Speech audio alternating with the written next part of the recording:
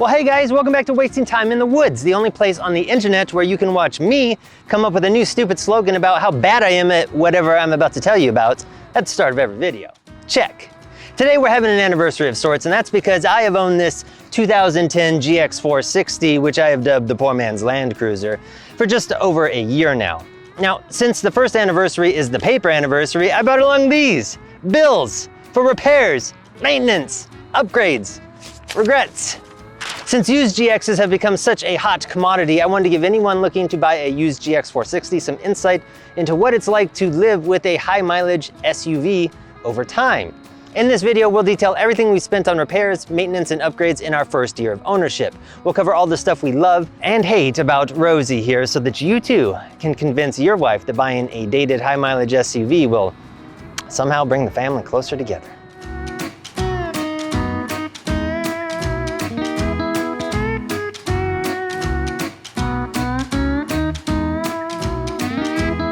All right guys, well we have owned this used GX460 for a bit over a year now, and we put a paltry 10,000 pandemic miles on her.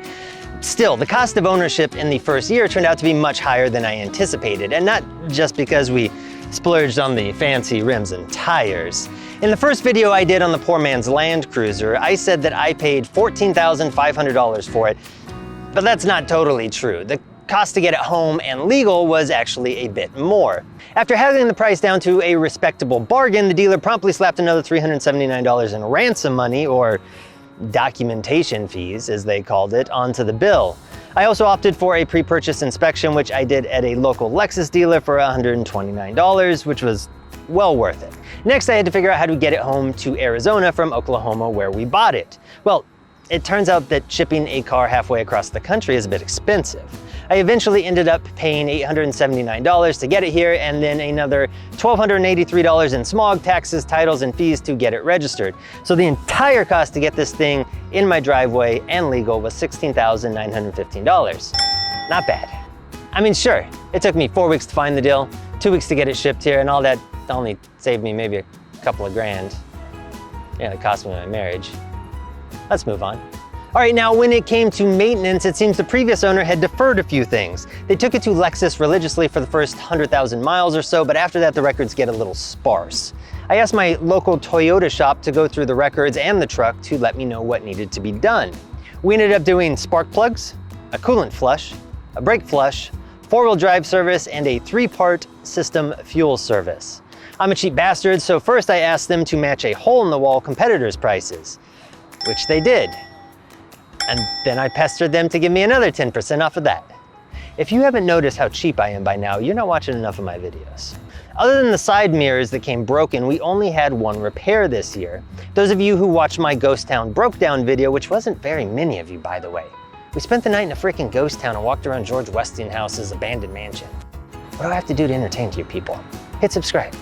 Anyway, on a recent adventure, we were in the middle of the desert when the GX's check engine light came on and it went into check engine limp mode. When I got it back to Toyota, they said that the throttle body had lost the ability to self-register its butterfly alignments due to the 3-part fuel service. I said, what's a throttle body? According to them, well, I'll just let them tell you what happened. That's what the part that was really dirty and gunked up, okay? As it opens and closes, the carbon builds up along the port here, okay? You can kind of see the ridge right there. Yep. And then onto the edges of the shaft here, okay? Well, what that does is when that builds up with that carbon is that as it opens and closes, there's bushings inside the here inside the rod and on this side here. And what it does is it creates extra play on that. That's why you get that it was doing this, because it was trying to because the bushings were loose, and and that's why you were. It can't center itself. Exactly, and what it does is it basically doesn't allow for the minimum amount of air to get into the system to allow the fuel to breathe correctly. So that's why when you were having the symptoms of it revving up, it was closed off, and then it was overcompensating to get open, and it was letting the idle get really hot. They felt bad about the whole thing, which is why they charged me cost for the new throttle body, which was a total of $493 installed. All right, now for the fun stuff. When it came to upgrades, we haven't done a ton to build up the GX yet. I wanted to feel out its stock capabilities before I wasted a bunch of money bolting on a bunch of masculinity that I'm too dainty to use anyway. I'm still trying to decide if I need one of these. Look out, Batman! Bane's behind you and he's got lockers. The first real upgrade I did was adding the Yakima roof platform. I got a great deal on a half-size rack for $650. My wife told me not to buy the half-size rack because she's a lot smarter than me and because she thought we'd outgrow it, which we did, exactly 2 trips later. Recently, a fellow GXer on one of the forums helped me land a set of Prado fixed point mounts and a huge discount on a full-size Yakima platform. So I'll do an update on that new rack and our new loadout system, but for now we'll just count the half-size rack. Our biggest splurge by far has been the tires and wheels. We ended up paying just under $2,700 for 5 tires and wheels with the road hazard warranties from everybody's favorite tire shop. It was a bit pricey, but look at them. Pretty sure those tires could kick my That's why I bought them. Once we had the tires, I wanted to be able to air them down and back up, so we added the poor man's onboard air system for about $350. So the grand total of the purchase price, delivery, tax, and title was $16,915. Maintenance and repairs totaled $16,093.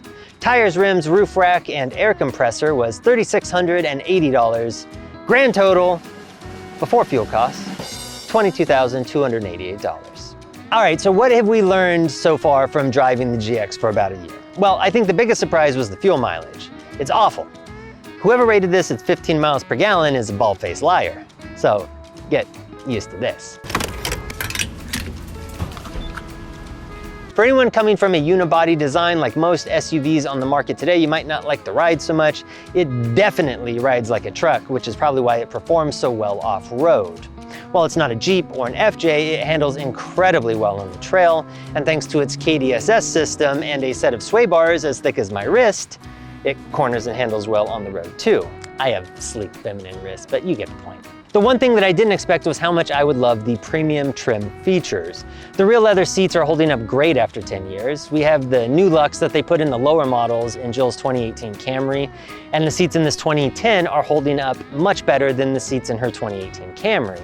I also love how the air ride levels out the rear end when I pile 850 pounds worth of fantasy adventure crap on the roof for an afternoon at our local state park. The third row air conditioning system in the Premium is also way better for the back seats, just ask Blaze here. All reasons to try and snag a luxury or premium model if you can find one. That's really about it. Other than the fuel mileage, we absolutely love this thing. It's already taken us down some roads that we didn't even want to try in my old MDX, and I think we'll have quite a few adventures to come in Rosie here. If you're looking to buy a used GX460, be sure to check out the rest of my content like the Poor Man's Land Cruiser review and the off-road test we did in Sedona. Be sure to hit that subscribe button, like, and share, and we'll see you out there.